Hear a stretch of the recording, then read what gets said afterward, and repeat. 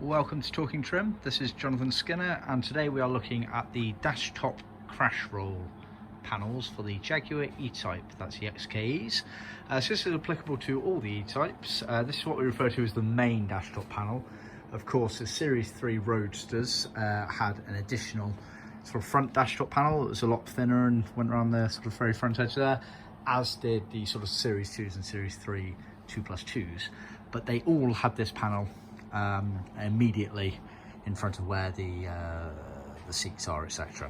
So what we've got here is we've got a selection. We've got the aftermarket moulded plastic panel that we supply absolutely hundreds of. Then we've got actually an original off a customer's car. And then we've got a trimmed up version on the original metalwork that used to have that one on there. So starting with the aftermarket.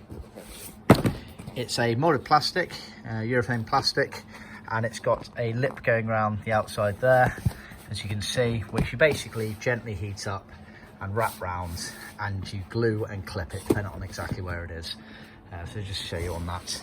Basically this front crash roll area, i.e. the bit that if you crashed your car you would end up headbutting, that is heated, wrapped round and glued using a strong contact adhesive, as you can see there.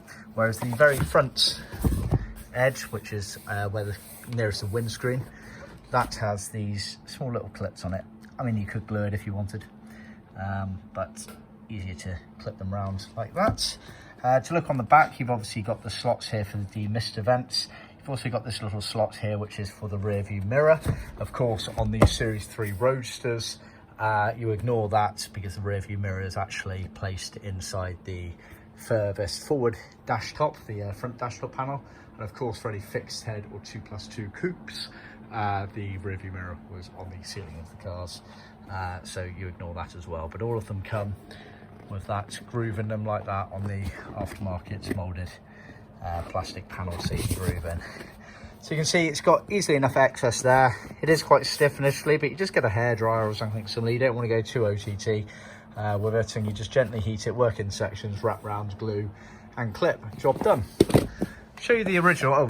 Just to comment, obviously there is a foam padding there effectively. Now the original was a metal panel as per that, then it had this kind of orangey yellow foam in there, so that is already kind of bonded in there. It's just not yellow orange, it's just black, so you can see it right there. So it does really imitate quite nicely the original ones. You can see obviously all the slots there for the demister vents, etc., and the slot there for the rear view mirror. This is actually off a 3.8 Roadster, which is a nice segue actually. It's worth mentioning that the very early E-Types, mostly flat floors, but really just the early flat floors themselves, they actually had a slightly different Dashtop panel, which was a lot flatter. As far as I'm aware, no one in the aftermarket caters for those. They are just a mass-made version of these, and so for those particular cars there, you either have to make do with one of these or try and reupholster your original one, because they are quite a bit flatter. They don't have as much curvature to them. Of course, you can actually retrim these Dashtops in a colour. Originally, all the E-Types were black at the front area for sort of console and dash sections. We have retrimmed some of these in leather. In fact, I have a Series 3 E-Type where we've retrimmed this in a smooth leather as well as the curved panel. Not particularly easy job. Luckily, we have a in-house skiving machine. Allows us to thin the leather down, which made life easier. And of course, we have an abundance of leather to allow for all my cock-ups. But yeah, so you can trim those. We do get requests for people to trim those in the colour, so you can do those, but it's worth keeping in mind that originally they were always black.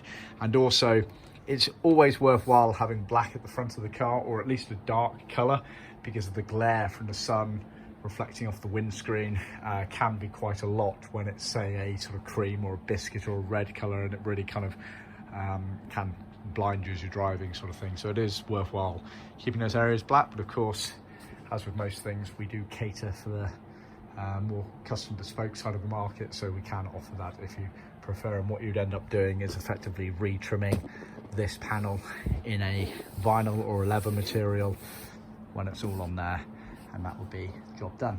Of course, see our website, see our blog handbook areas for more tips and advice on these bits and bobs. Please click like and subscribe, and yeah, of course, please do pass this on to your fellow classic car enthusiasts. Till next time, cheers.